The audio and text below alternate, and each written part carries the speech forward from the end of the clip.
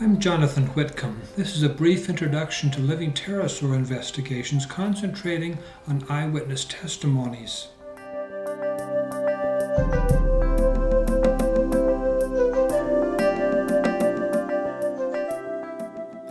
When my associates and I used the word pterosaur, we're not always meaning the standard dictionary definition, which includes the word extinct. My associates and I believe in modern pterosaurs. What do I mean by modern pterosaur? I'll quote from page 294 of the 4th edition of my nonfiction book, Searching for Opens and Finding God. A featherless, vertebrate, two-winged creature, living within the past few thousand years, having an elongated, digit-like bone on the leading edge of each wing, and an absence of any bat-like wing support involving bones that radiate into the wing membranes. Let's examine eyewitness testimonies. One skeptic suggested that reports of living pterosaurs in Papua New Guinea may come from natives who are plagued by superstition, but that skeptic gave no evidence to support that interpretation. Consider this interview I had with Abram of Umboi Village on Umboi Island in 2004. Was it last year you saw the ropen with the fish? Yes. Last year? Okay. What did you see? Did you see the ropen going to the water? Yes. You looking ropen going inside the water next to Tangara. I'm going inside the water next to Point ya. Long night me plus in the stuff and play. Okay. Come low. It came from Mount Bell. Oh, okay. And it came down toward the beach? Yes. What did it do when it came toward the water, to the beach? Did it go? I'm going to time I'm coming inside the water time. I'm come go around on Ambis na. Take open. Just flew towards the sea and just go collect the fish. Oh, okay. And then it stays near the water for long? Yes. And then it comes up? Okay. So it looks like it was fishing, catching fish? Yes. Did the ropen go out to ocean or did it come back to the mountain? It came back to the mountain. Okay. Okay, thank you very much. That's very helpful. Did you notice that Abraham said nothing about any native superstition? This is what I found among almost all those natives I interviewed in Papua New Guinea. Almost without exception, they never mentioned anything of their superstitions, only what they had seen with their own eyes. And what about eyewitnesses who are not natives? Americans and Australians have also seen these large flying creatures in the Southwest Pacific. The World War II veteran Dwayne Hodgkinson reported that the tail of the flying creature he observed was at least 10 or 15 feet long. We both of us that drew our attention to this area, and then we saw this huge, great big, what I said, bird at that time, take off. I thought it was just a bird, you know. But anyway, it was huge, and as it took off, the wing, I estimated the wing flaps were maybe about 1 or 2 seconds in frequency, and the brush all below was totally swaying from the downrush of the air from these wings.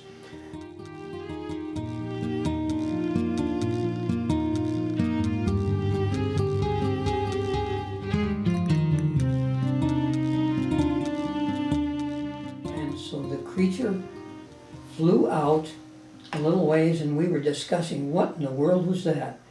And here it turned around and came back, and it was up probably, I would say, maybe 50 or 100 feet above us, and flew right back alongside, and we got a perfect side view of it. And I was just totally fascinated.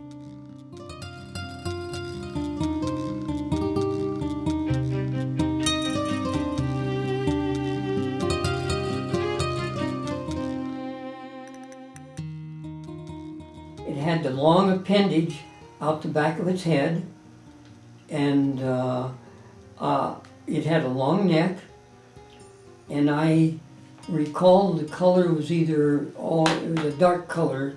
It could have been it wasn't a black, but it was a dark color.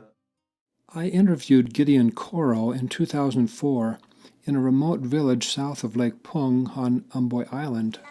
You told them about when you went up to the mountain where there was a lake or a big water. All right. What lake was that? Pung. Oh, Pung. Okay. Pung. The creature. What color was it? Brown. Oh, brown. Okay. Do you notice? Did it have wings? Yeah. It had wings. Okay. Animal is you call it ropen. Is that the name they have for it? Ropen. Okay. Did it have a tail? Yeah. It had a tail. Okay. How long was the tail? 7 meters long. 7 meters? Okay. So the tail was as long as the wings were? Yeah. Oh, okay. There's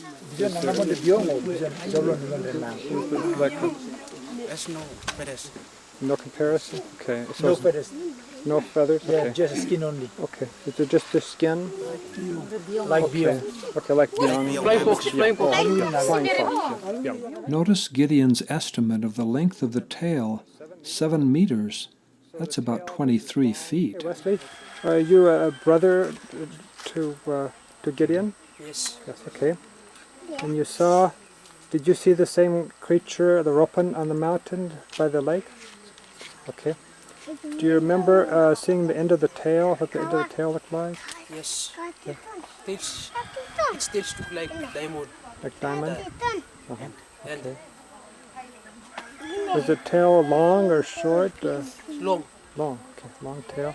Years ago, he went to Lake Pung with Gideon.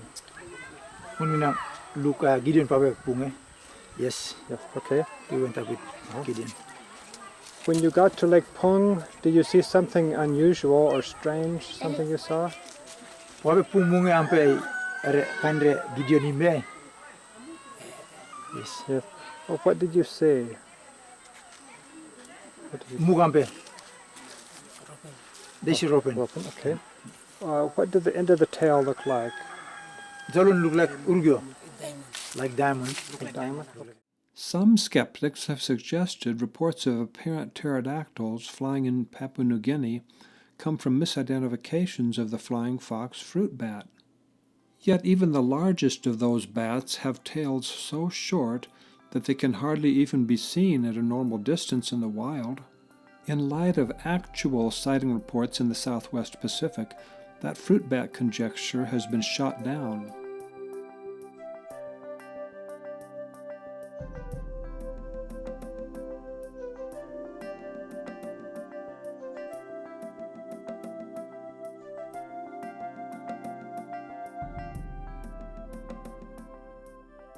After returning home from my expedition in Papua New Guinea in 2004, I published many web pages on the eyewitness sightings.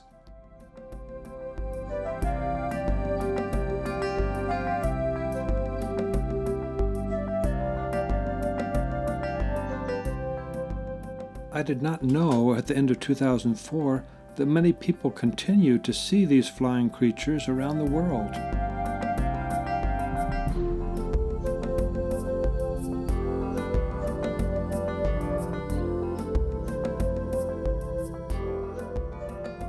Eyewitnesses needed somebody to talk to, somebody who would listen with an open mind.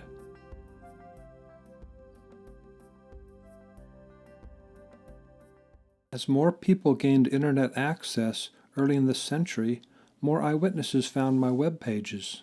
As I got more emails from around the world, I had more data to correlate. This gave me more to write about on my pages and blog posts. This, in turn, got the attention of more eyewitnesses who reported their sightings to me. I eventually compiled reports from 5 continents: Australia, Southeast Asia, North America, Europe, and Africa.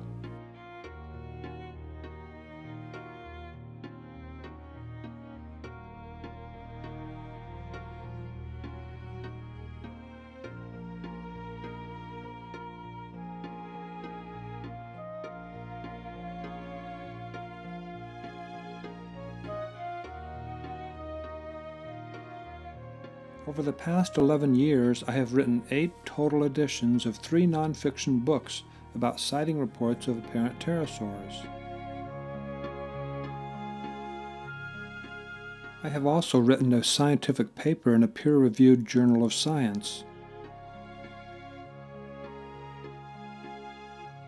In recent years, I have found that statistical analysis demonstrates that no combination of hoaxes could have played any significant part in the overall data from the more credible sighting reports. Believe what you will, but I am convinced that not all species of pterosaurs became extinct long ago.